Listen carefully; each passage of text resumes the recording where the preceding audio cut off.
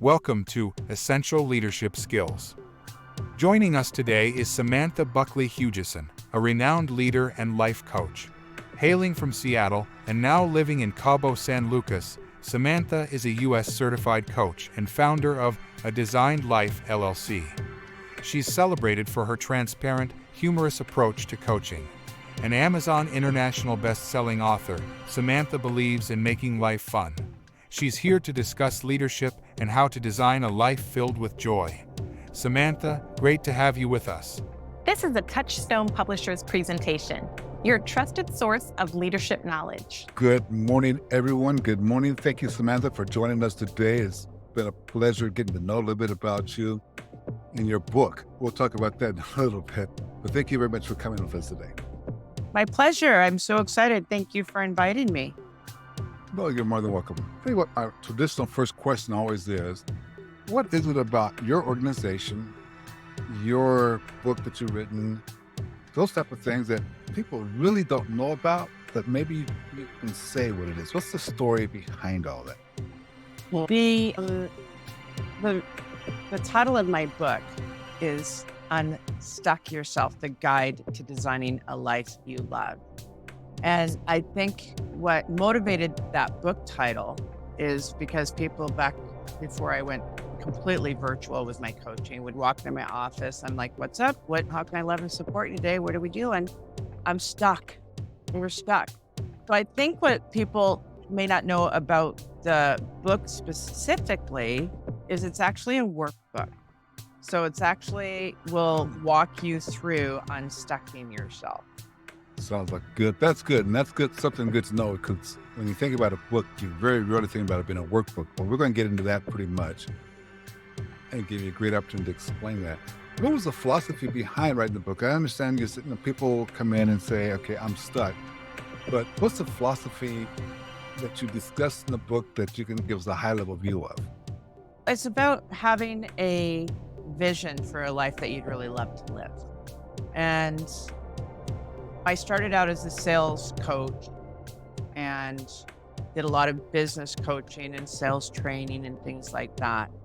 And what it really comes down to is that the whole person, be it an executive at work, or that same executive can be a mom, and that same executive could be a single mom or a wife, or that same executive could be having health issues, is to really coach to the whole person, the entire person, the person that has relationships and health and business. So the philosophy is let's work with, help transform the whole person. Transform the whole person. So there's some challenges based in that. Aren't there a few challenges that come up through that? How do we deal with, or what have you seen? That's a better question. What have you seen as far as the challenges out there that we need to be aware of? If your marriage is struggling, it's hard not to take it to work. If work is struggling, it's hard not to take it to your marriage. If you have a diagnosis or you have an ailment, it's hard not to bleed over into all of these other, let's call them pillars of your life. So it's to recognize that if we're going to be leaders, we have to address the entire person. Back when I really got into business, I'm almost 60. So when I got into business, it was all about the business. It wasn't really about nurturing or developing people or leading the whole person. It was about getting those numbers, getting the work done, and climbing the corporate ladder. The world needs a little bit more whole person being addressed, in my opinion. Okay, and so when you look at, can you think of a specific challenge that maybe if I came to you for this type of coaching that, I won't say typical, but it comes up more often than not that you would have a solution for? Work-life balance for one. Yeah, the work-life balance. I'm one of those people who don't believe in work-life balance. Is that something? Okay, I'm going to ask you a question because I don't believe in it either, but it might be different than yours. I want to know why you don't believe in it first. Tell me what that sounds like. I just pick it from a logical viewpoint. If you're working 8 hours a day, and sometimes it's 10 hours a day, it takes you an hour or two to get there, an hour or two to get back. you're looking at 12, 14 hours. And then you're looking at meal prep and things like that. And then you really don't have 8 hours out of that day left over for yourself. You maybe have 3 or 4. Mm-hmm. So that means you don't have that ability to have the balance because you have 3 or 4 and you're going to recover an hour. Some of us like to go watch TV for 2 hours. Veg out. 2 Yeah. hours. It's time to go to bed. We don't have, and that's just from the logical viewpoint, time-wise. So that would be my first disagreement with the idea of work-life balance is just not going to be balanced based upon the hours. I agree. And so this is why I would say yes. And the tagline of my book is How to Design a Life You Love. The guide to designing a life you love. And so I don't believe that we need to fit into that model anymore. I work with a lot of startups, entrepreneurs, leadership. You become more effective. You can do it in a shorter period of time. A lot of our work as leaders can be done remotely. Not all of it. I think that being physically in a space with other human beings is really important. But I do almost everything I do virtually. And we learned over 2020 through 2023, not everybody, but a lot of people could go remote. So you can start buying time. So it's really the skills I teach people is how to have the world adapt to what would lighten them up versus trying to fit their round peg into a square hole where they're miserable. So I don't believe in life-work balance either. I think when I was a kid, there was a teeter-totter down at the park. And if I was by myself, because my parents were like, get out of the house and don't come back till the streetlights come on. When my friends were all busy, I would get on the teeter-totter and I would stand in the middle of it. But what happens is you're trying to balance it. So you bang, and then you bang either direction, right? Yeah. So that's how I see that. But you can... Go ahead. You were going to say something? I was just going to say, coach me out of that thought because, no, I was just going to say, coach me out of that thinking because that is, like you said, bang, bang, it's a pendulum swinging. And if you're trying to get all the work done best, you're going to hit the wall someplace. Yeah. So coach me out of that. If I'm one of your clients, just give us a quick coaching session, if you will. What I would do is we would start with a list of what you would love to have in your life. And what's just not working for you. What's in my life, we call it a not it. And since your program talks to a lot of business people are familiar with Ben Franklin's or the pros and cons list. And so a love and not it list is very much the same. That's the question. What would I love in my career? Not what do I love about my job, is what would I love in my professional life? What would I love? I'd love to work less than 40 hours a week. I'd love to work remotely. I'd love to earn $600 million, whatever it is that you would love. What happens when we start doing that is what we don't want will start making an appearance. So what we don't want is to commute an hour and a half each way. We don't want to leave for work in the dark and return home from work in the dark. There's these types of things, right? So if I were to coach you, which takes a little bit longer than the few minutes we have, I don't know you want to be outed in front of all your listeners, but don't care. Okay, cool. So we go through the not it side and we reframe it to so if you don't want to commute an hour each way, what would you really love? So let me ask you, Glenn, what would you really love? I would love just the simple fact that I can commute for 5 minutes to get to my downstairs office. Beautiful. So I would love to work from home. Let's say that this is a person that currently is doing that yucky commuting. I would love to work from home.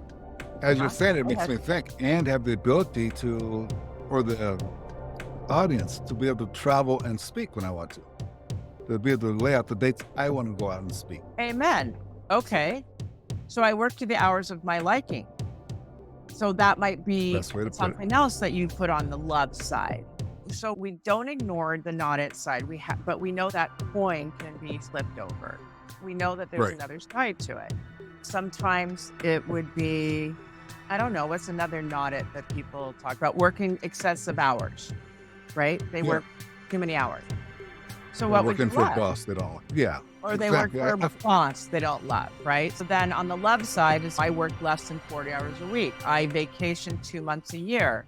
I love my boss and I have a really competent team that I trust.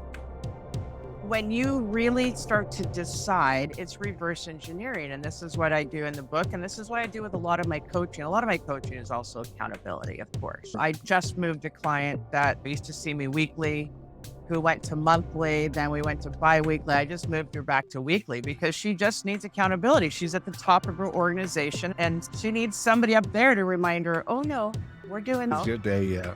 this is, yeah, it's like, I'm the boss today, so let's go.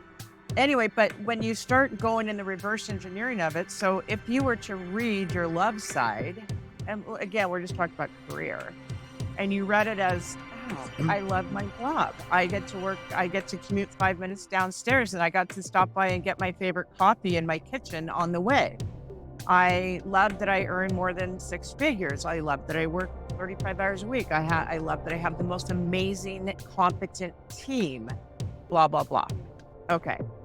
So then the science of this, there's a couple of scientific pieces of this. One is subconscious mind believes it's happening.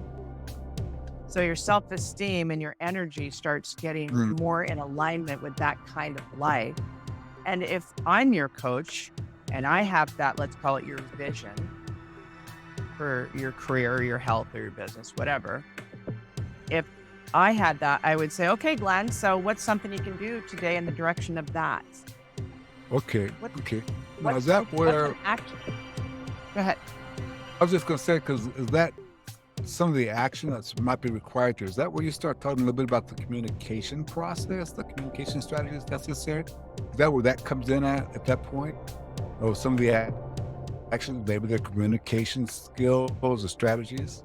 Maybe. Here's the thing. Well, almost always, and I ran a lot of businesses. So when I would go into a business in my past life, it was usually a company that maybe did $1 million a month type size, not giant, whatever. And I would go in and reverse engineer it. I'd see, okay, this is my goal. My goal is X amount of P&L. My goal is this type of staff. My goal is this percentage, blah, blah, blah, blah. And then in the business world, I would say, okay, how am I going to do that? And I had experience in it. The way that I coach now, I don't do how at all. In coaching with people in their life and in their business and in their health, I do what? So I started with you. I know I'm losing you. I'm going to tell you. I started with you when we were doing the love and not it list. I said, what would you love? What would you love? I didn't say, how would you accomplish that? Because guess what would happen? Most people would say, well, I can't. If I could, I would have been doing it already.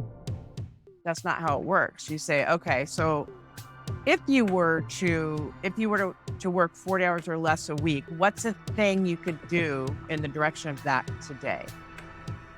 It's just a thing. Oh, I could reschedule my hours. I could talk to my boss about doing this. I could hire an assistant. You always can come up with an idea of how to make that happen. What's just a thing? It's not the end all perfect thing, but how do I move the needle in that area today? How do I move the needle in that area today? Okay. And you'd be amazed as you start moving, your perception changes and you start seeing possibility. Okay. And just as a shift of perception, really, my question about communication is how do we apply communication? That's not it. You're saying it's the what. So I know what I want to have happen. What's the thing I can do to push that just a little bit? Yeah.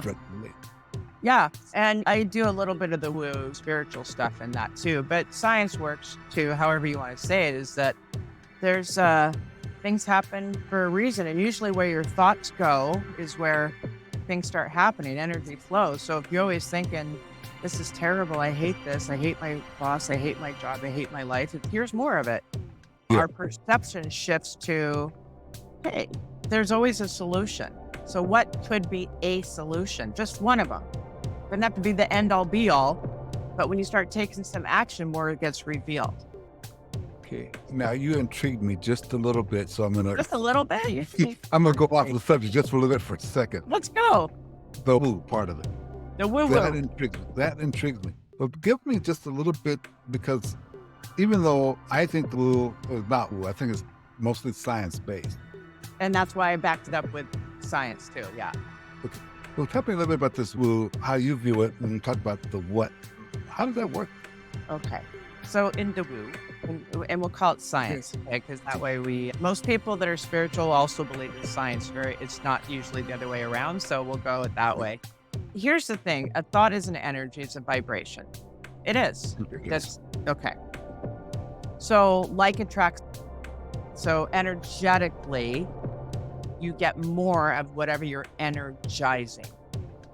Period. And it's like scientifically, we're all gray matter. We're all like scientifically, we're all like atoms and molecules and all that stuff. We're 100% energy. You'd have to, what's the brilliant physicist? Come on. The quantum leap, Quantum theory. I think we're talking about Albert Einstein. That's what I think you're looking for. No, it's not. Well, it's not him. It's in my book. They talk about quantum theory. Quote him in my book. Anyway, get my book and go to chapter GOD, the Grand Overall Designer. In my book, I do a whole chapter on the woo and science. Yeah. And it's called the Grand Overall Designer, whatever people think that is. Right? Okay. It's pretty cool. So scientifically, it's proven, even if somebody has an illness, they always talk about positivity. One of my best friend's husbands got a terrible diagnosis, and it's terminal. By the way, we're all terminal, but this one's a little faster than we would expect. So one of the things in the intake for a trial was, what are your thoughts? What do you think about this? What do you have to look forward to? So even the medical profession brings in the facts that thoughts have a massive impact on outcomes. So even if you use it in leadership and in business, right? If you believe it's going to work out and you put all the energy in what's a way this is going to work out, I know there's a solution, and for that I'm grateful. I don't know what the solution is, but I know it exists. So we'll just keep asking the what. Mm-hmm. Okay. It's incredible. It is incredible. And talking about diagnosis of terminal disease, I remember a quick story about Deepak Chopra talking to one of his patients and told her, you're stage 4 terminal cancer, blah, blah, and he goes, here's your odds. And he goes through the whole thing, and then he said, but you have to remember one thing. All of us doctors are quacks. How do you want it to come out? I'm applauding that. Yeah, and I'm applauding that. Yeah. Yeah, it just amazed me. All of us doctors are quacks. And I think that comes down to what you're saying in the woo or the science. It's really science. We can go back and look at how the brain activates and looks. When you decide what you want, the brain finds a way to see it. Yep. And please, I didn't mean to interrupt you. Go ahead. Well, I was just going to say, so apply that into the decision-making process. How do you want it to come out? What do you want to see at the end of it? I'd like to applaud you for using the word decision. Decide is one of my favorite words. Make a decision. And if it doesn't work out, then make another decision. But the word decide in itself is so powerful because it gives you focus. For instance, I think it's Webster's, it might be some other dictionary, but if you look at all the different meanings of the word decide, one of the meanings that stands out for me is to cut away from. So when you make a decision, you cut away from all that is not in alignment with that decision. I look at it as putting blinders on for your distractions. I've decided for this. Therefore, you put the energy behind that, and I'm telling you, when you make a decision and you put the energy behind it, and I talk to my clients about this all the time, I said, when have you really made a decision that you didn't get? And it's not common that people don't get what they decided for. When they try, that's different. Oh, I tried. No, it's not making the decision now, is it? Yeah, it's not. I'm one of those, you don't know me, but I'm one of those geeky people who I don't like movies, but I love the Star Wars movie. Okay, so, I have kids that are geeks. I love them. Yeah, it really is as simple as to try is to fail. Thank you. Decide to do it. Thank you. What was his name, the little guy? I love him. Yoda. Yeah, exactly. I think I quote Yoda too in the book. It's the same thing. I just think that's really talk about your skills and your ability to coach folks and get them better. I think, isn't that, have you ever done it the other way where it was like, okay, step one, step two, step three? And then if so, what caused you to switch to this way of saying what it is, make that decision? What caused you to Yeah. switch that? Or what caused you to decide, okay, that's The the way it reverse. should be taught? So reverse engineer it, because I think that's your question is instead of making a business plan and saying step 1, 2, 3, 4, because I don't know it all. And like I said, I'm becoming a mature woman in age, not in maturity, but anyway. Lots of experiences in life and business and that. And I know that the subconscious mind is dumb and that it'll believe anything you tell it. It's just a storage of memories and, what you put into it. It doesn't do things on its own. Subconscious mind just sits there and holds on to it. We also know through science, subconscious mind, they say, rests maybe 20% of the time. That means it's active like 80% of the time. We also know that if thoughts become things and thoughts are vibration, and if your subconscious mind is convinced that you work from home and you have autonomy and you have this incredible staff and you travel 2 to 4 months a year and it's sending out that frequency all the time, it's not a stretch. After time, conscious mind, subconscious mind meld together and it's not a stretch anymore. It's visualization. I didn't invent that, right? That's visualization's proven too. Right. We look at the athletes, they discovered that, I want to say in the 70s with the athletes, right? They hooked them all up to monitors and they said, okay, run the race in your mind. Heart rate went up, everything, right? And so that's your coaching for business leaders too then. Run the decision, Absolutely. run the team meeting, run the one-on-one meetings in your mind before it happens. Yep. Do you ever talk about that when that happens, when you're running that information before, when you're practicing it beforehand, you're more relaxed, more capable, you're going to get your results? That's part of it, right? Absolutely. And be open to be redirected. My background is a lot of training as well. So when I run meetings, they've got good boundaries on them usually. However, I'll give you an example. As I said, I live in Cabo San Lucas, Mexico, and there is a lot of those guys and gals out on the road trying to hustle you to get you to go to timeshare tours and things like that. Literally a dozen years ago, a resort hired me to do a sales seminar, training seminar to help these types of people be more effective. And so one of the techniques I taught them, and I'll tell you why, is one of the gals was new and she was afraid of approaching people. And I'm like, you're in the wrong business if you're afraid of it. Yeah. But one of the techniques I gave her was, and I said, I want you to visualize it every morning. I want you to visualize how easy it is for you. I want you to visualize how successful you are. I want you to see everything at the end of the day, your stat sheet or whatever. I want you to just go through her day in her head as successfully. I bumped into her on the road, on the street one night, like literally 4 months later, and she came up and she just goes, oh my God, it changed my life. I'm one of the top performers. She asked to take a picture with me. So I know it works.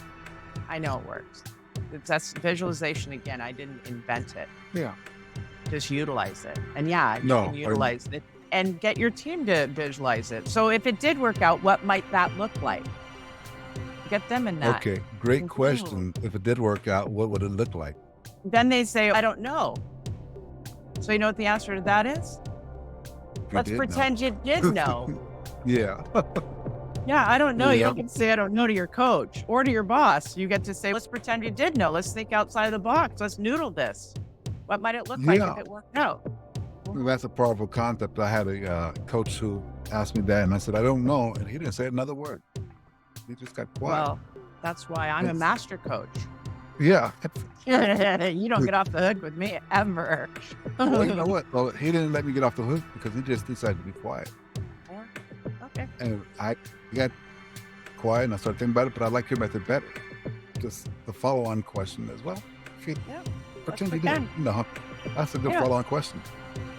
It also That takes allows me, you to answer in a way that might not be the best answer, but any answer when you're trying to noodle something, when you're really trying to discern something, is better than yeah, no answer. It gets you on that path of perception again. yeah, Anyway, it go gets ahead. you You on. were going to ask Yeah, me. Yeah. well, because when we're doing this with our team, and we're Mhm, working with our team to do this, mhm, these are, and the way I'm set up, and I think a lot of, I know, like my sister works for one of the largest defense contractors in the world.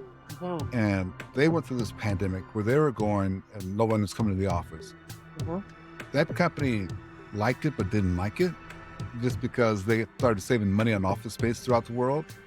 So now they drastically reduced their footprint. So they liked it and didn't like it. But she didn't like it because she never was able to connect in these remote sessions.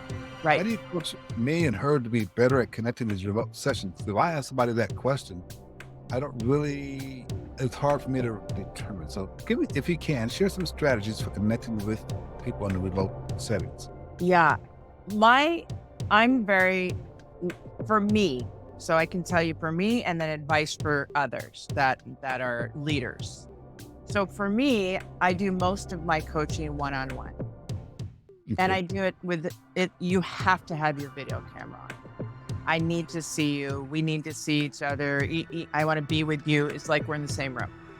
Okay. So that's really important for my one-on-ones. And I also do groups, and the same thing. We're in a Zoom room and every camera has to be on. That's that piece of it. Now, I mentioned earlier at the top of our conversation about how connection is really important in an organization, Yes. because an organization also represents community. It's also a community.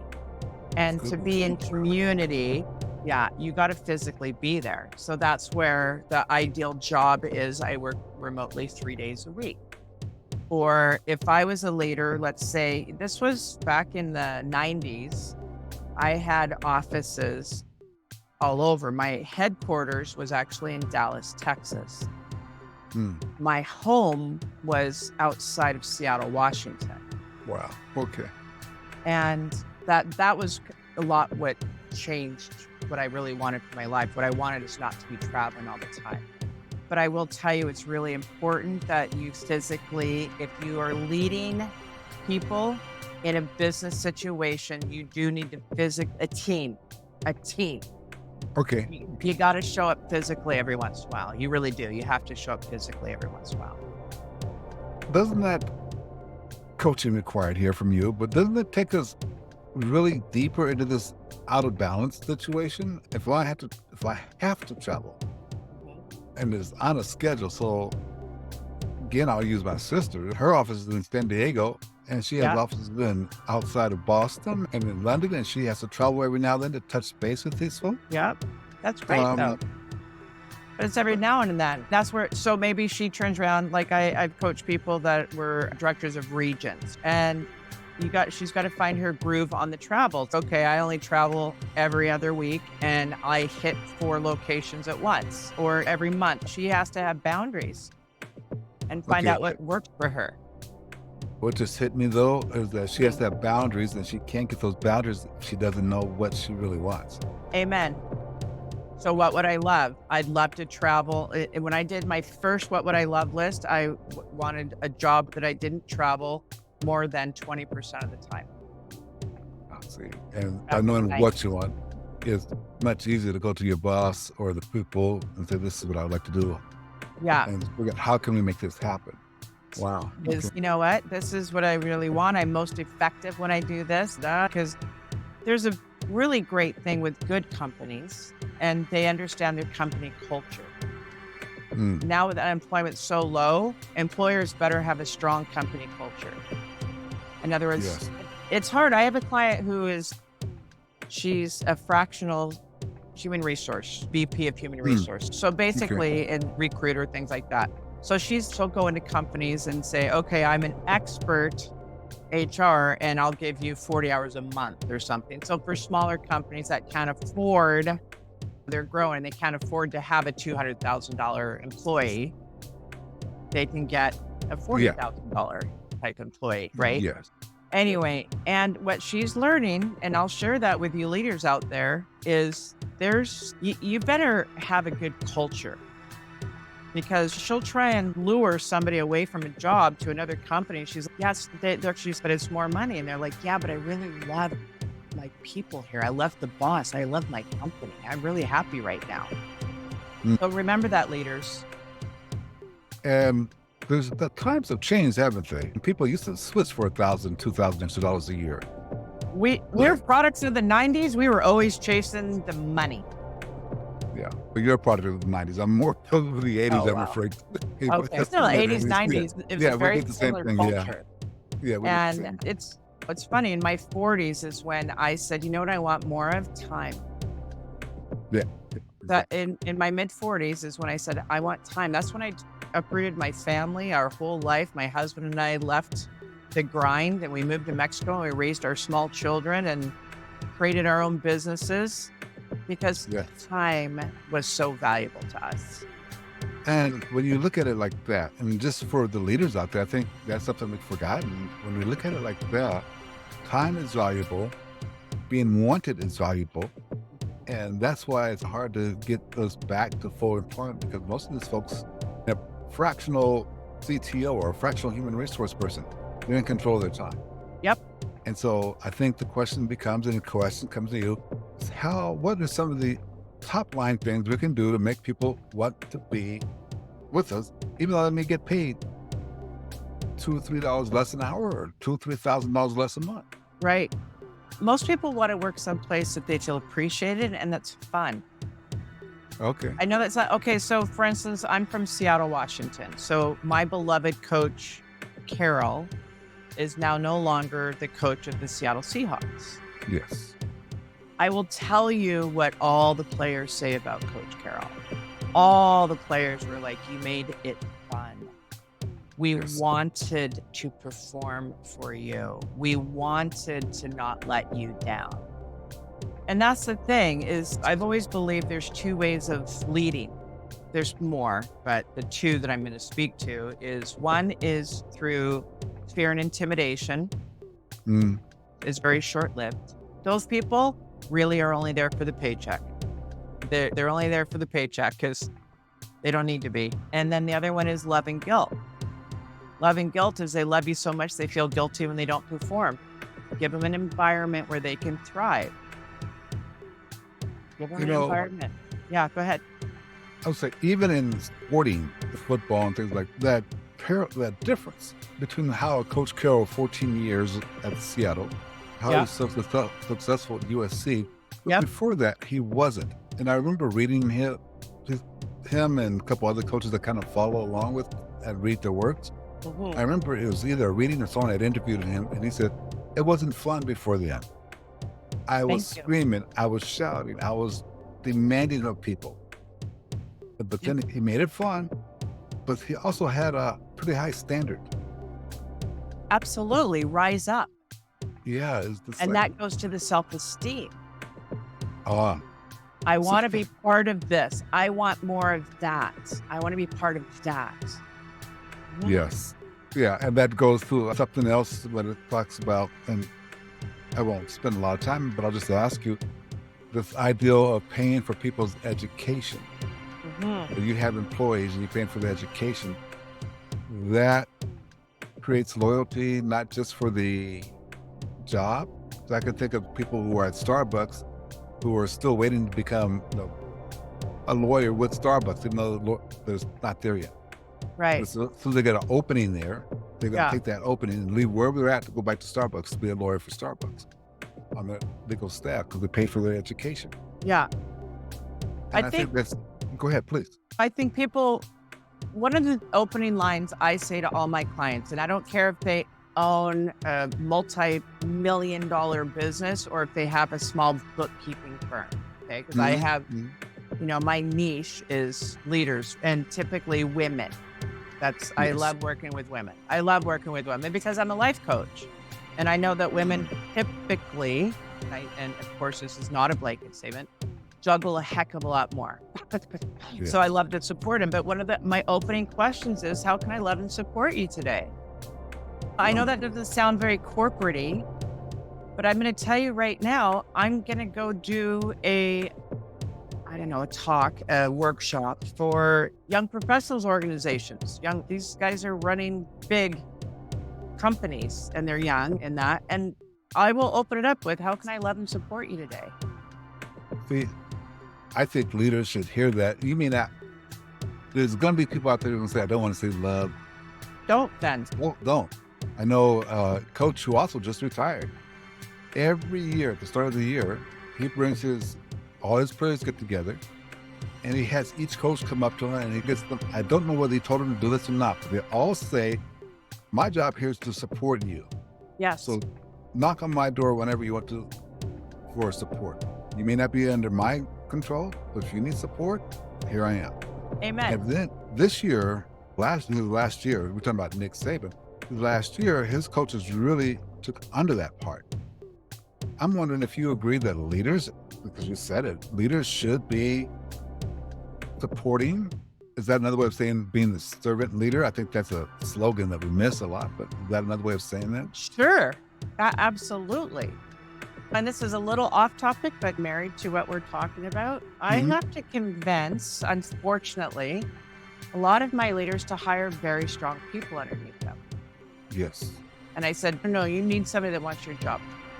Because what's going to happen is they're going to push you, A, to get better, or B, they're going to buy you time.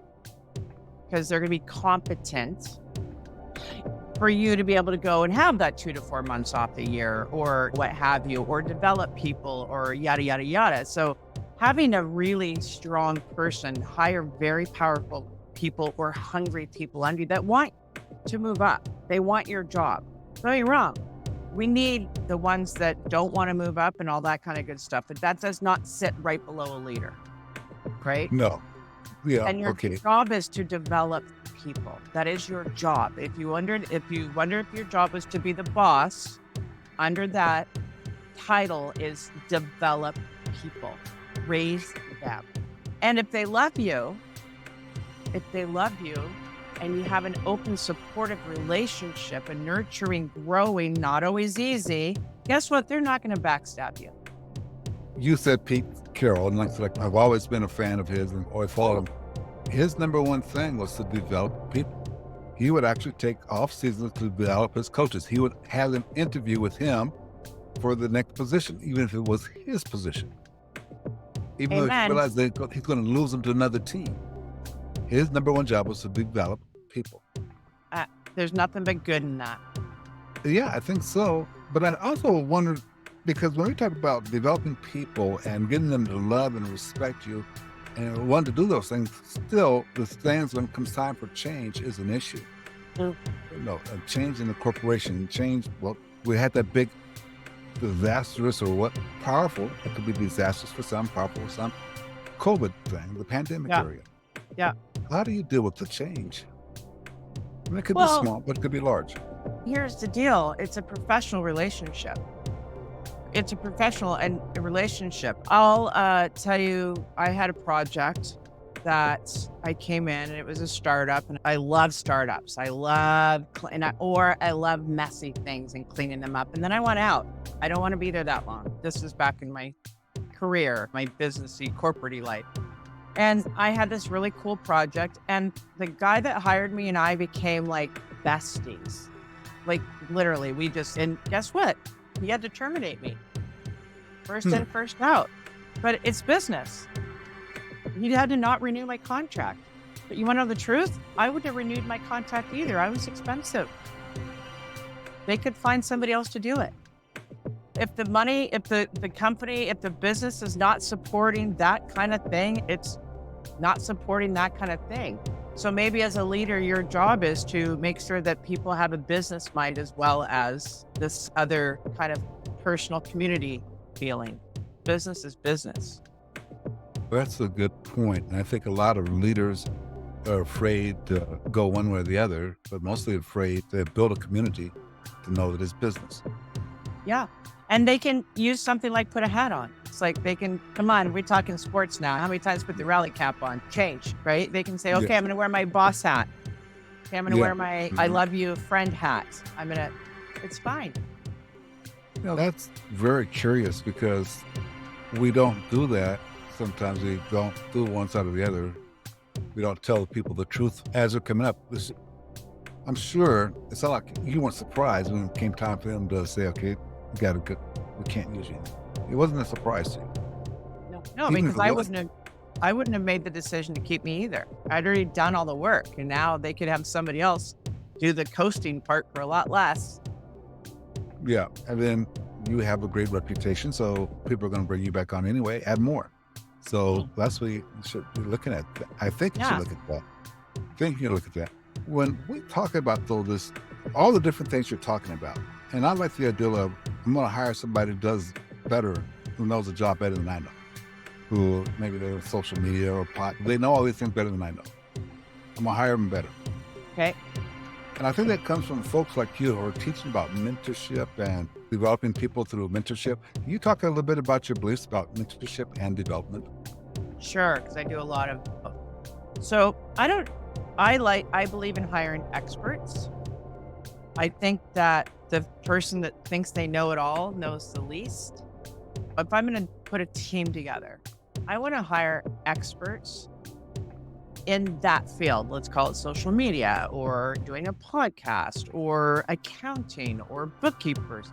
Just so you know, I can do my own taxes. I can do my own social media. I can do my bookkeeping. I hire all those people. I can do my appointment setting. I hire those people. Biggest reason is because I don't want to do it. There's number one. I don't want to do it. So I want experts to do it so I can focus my time on doing what I love. Mentoring is very much about I see you and you can't see your own eyebrows. That's a lot about coaching. I can see your eyebrows. You can't see them all. So you create people that are open to learning new things, and they can bring their self-esteem to the table saying, I'm an expert bookkeeper, or I'm an expert social media, and show up as that. I learned in my early 30s, I had a boss who I called a mentor. He never asked me to call him a mentor, but he clearly was. And it's funny that you mentioned the Dalai Lama earlier. His name was Don, and I used to call him the Donnie Lama because he was so gracious. He was such a great leader because he had his, panel of managers, let's call it. And we all had we were all sales managers, just so you know. It was a big organization, but we were all strong in different areas.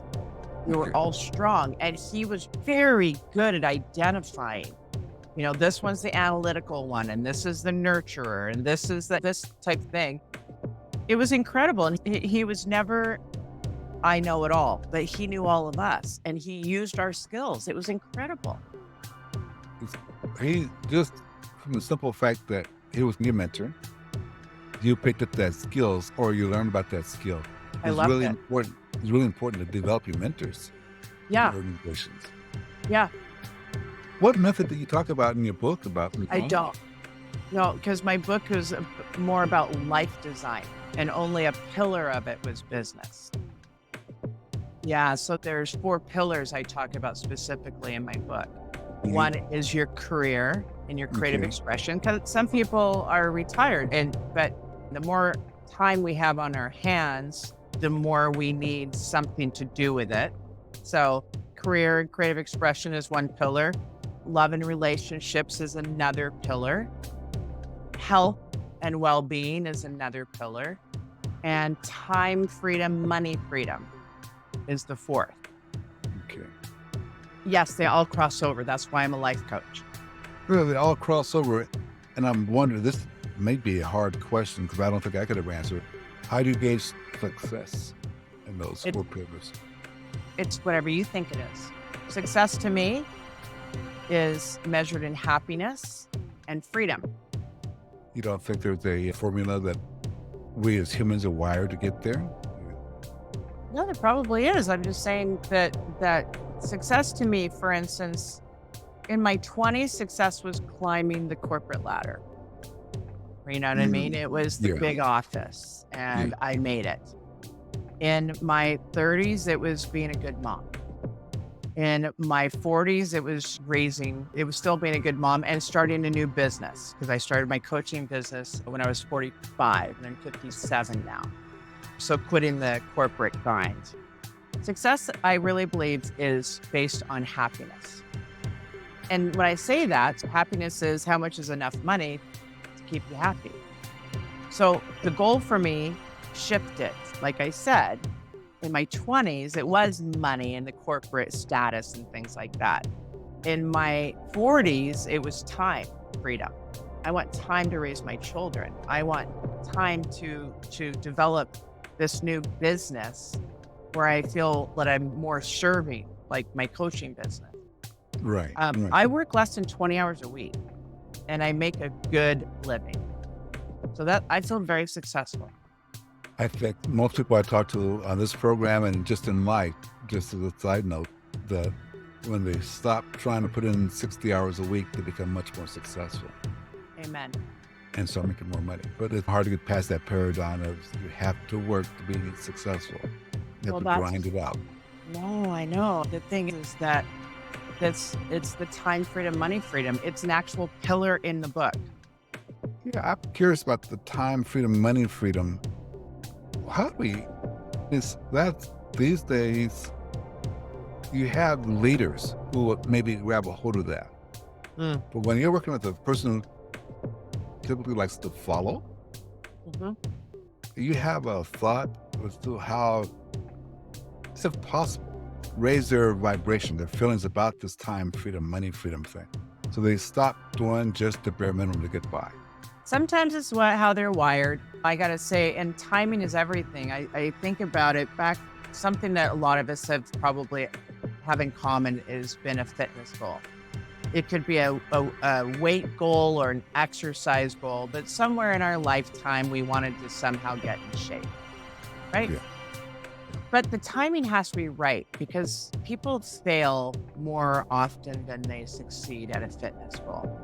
So why is it that sometimes people have tried a million diets and then suddenly they're killing it? It's just timing. You have to just keep going after it. The thing is, if you're a worker bee, which God bless the worker bees, right? If you're not going to be in charge of that. But let's say we did do it, love and not it, on time freedom. I'd like to be home with my grandchildren. Or see them on weekends, or I'd like to, maybe they're going to turn one of their creative endeavors into a business. We've got more people self-employed now than ever because of time freedom, because they don't want to commute into an office downtown, yada, yada, yada, right? If you know what you want, and you mentioned it earlier, even like with your sister, first thing is, let's really know what I would love in my life. Let's just know what I would love. I would love this, I would love that. And it becomes almost like a guide. So then what's the thing I could do to create that? I could go to my boss and say, hey, I want to work remotely 3 days a week. Or maybe this isn't the job for me because I want to find a job where I work remotely 3 days a week. Whatever. Go ahead. I was just going to say, and it's not the 80s, 90s anymore.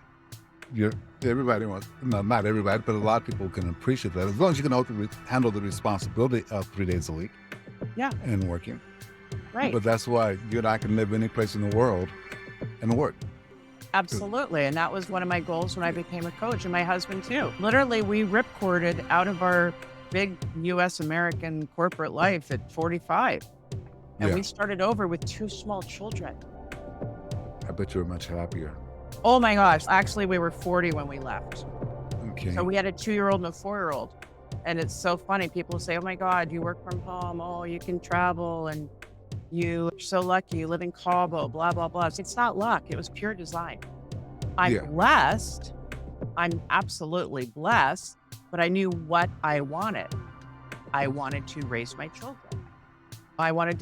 We as a family wanted to drop them off at school because I was the last big kid of the 70s. Come on, we all were. Most of us. Yeah, so, at least you and I were, You and I were. I wanted to raise my kids. I wanted to be present. I wanted to not leave work for work when it's dark, because I'm from Seattle, so it's always dark up there in the winter, right? Yeah. I get home in the dark, and I wanted to not have to take buses or pay $500 a month for parking, or, you know what I mean? It's all these things. So what did I want? I knew what I wanted.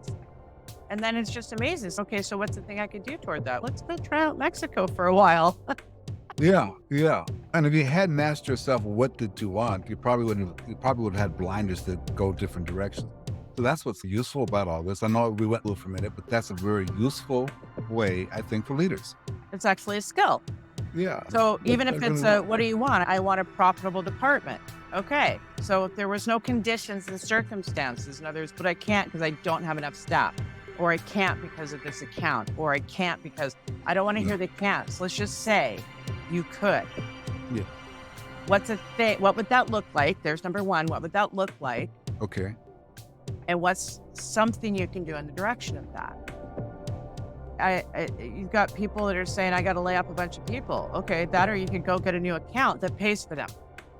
What's something you can do? And we can even go smaller than that, because you mentioned it. What is it? What do I want? How do I want, not how, but what do I want to see in my team meeting? What's going to make a great team meeting? And what's the next step I have to do to take that team meeting or that one-on-one meeting? I think you and I are both kind of fans, just based upon what you said about one-on-one meetings over team. Yeah. But reverse engineer it. Look at it at the end. Yeah. What does that look like? What's that look like? Yeah. If this is really successful, what would that look like? So great. People are going to live one of two ways. They're going to manage one of two ways. They're going to manage out of design, it's plan, or default. It's just, they're just firefighting and surviving through it. Yeah. It has me thinking about myself. For I jumped up and started thinking about myself. But now you know why I'm a life coach for leaders. Yeah. Because this is how I think. Yeah. This is why I don't coach for an organization, because they would hate me, because I'd have all their people like doing stuff they love doing. But they shouldn't. They shouldn't hate you, because they love what they're doing. They're going to be more reliable and more loyal to them. But yeah. Absolutely. I was kidding. I was teasing. Insecure organizations don't necessarily want to coach because they think they just want people to sit in their mold. Where the thing is that you're bringing talent that can actually show you a new way to grow. Yes. And even if they are the worker bee, I like that term, the worker bee. I love worker bees. They're going to appreciate where they're at because they know you appreciate them. I couldn't do what I do. I wouldn't be as happy if I didn't have my worker bees. And they have no desire to rule the world. They love following. You know what I mean? They love being an expert in what they do, which is brilliant. I'm so grateful. What worker bees, if you want to put them that way, still may be the majority of the workforce. Yeah, for sure. They're carrying out a lot of the stuff. You're not an effective leader if you're carrying out all the stuff. No. Your job is to be a brilliant orchestrator. Yeah. But be in the pit with the band. Oh, great way to put it. You can't conduct the band, you can't conduct the orchestra if you're not in the orchestra pit. No. You get down there in the pit with them and work from there. Yep. You're not sitting up in the balcony. That's great. I like that. I just looked at the timing, and we have gone way past what we normally do. Well, you can just edit me to death if you want. No, not at all, because I think what we've covered is a lot of powerful, good thinking methods that people are going to listen to. Yeah, we're going to make sure this gets out a lot, but I want to ask you one other question, and this is a hard question, so I'm going to just throw it up on the screen for us here. I'm ready for it. This is not going to be an easy one, and I'll put it up. Here we go. Yeah, I'll put my glasses on. What question did we not ask you that we should have asked you? How tall am I? 6'2", so I'm good. You knew that. Yeah. No. I don't think that's a hard question. We just organically, you planned it out. I glanced over some of the questions that you sent me, and I literally glanced over them because I like having a conversation and having a connection with you. So thanks for preparing me.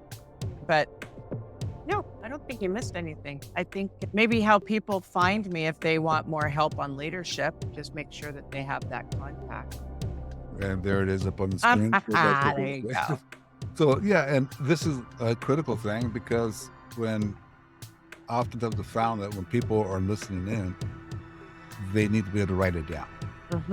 So that's why I made a little screenshot of whatever it's called, bottom third, so it'll be there for you. Because I think when it comes time to get coaching, Mhm. we have to look in a different spot. We can't look at someone on our level. We got to look at somebody who's at a different level. I think you bought that today, and I want to thank you very much for taking so much time. I know, and we originally talked about this, we talked about 30, 35 minutes, and we're at an hour now. It's But, fun. It was well, really fun. I And thank you for the additional time so much. Thank you. no, it's so my pleasure. And it was lovely. And see, my phone's even ringing now. Yeah, So there we go. Okay. if anybody Okay. wants to find my book, you make sure that they can see Okay, that. yeah. Easiest way to find it is just to Google my Amazon. name. Just Google my Okay. name. I Because found it there's a pretty lot easy of through books. Amazon, yeah. There's a lot of books called Unstuck Yourself. I didn't know that. My publisher probably should have told me that. But anyway, so just Google That's all right. Samantha Buckley-Hugessen. There's probably like 14 books called Unstuck Yourself. Yeah, and we'll make sure that's up there so everybody can. That'll be as those things will be in the description. That's why I asked you for all your. You're amazing. YouTube knowledge. I really enjoyed talking with you. Thank you for connecting with us here at Touchstone Publishers. Please join our group Essential Leadership Skills and share your leadership knowledge with us all.